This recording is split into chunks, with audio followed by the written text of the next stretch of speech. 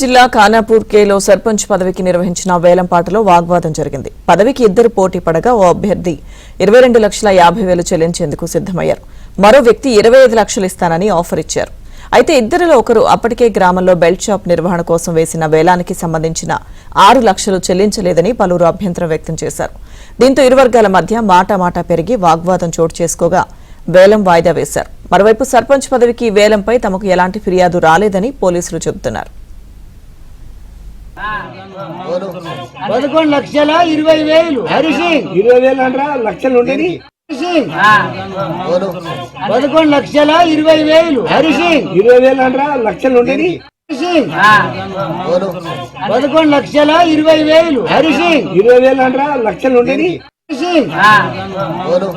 11,20,000 హరిసింగ్ 20,000 అంటారా లక్షలు ఉండేది. 11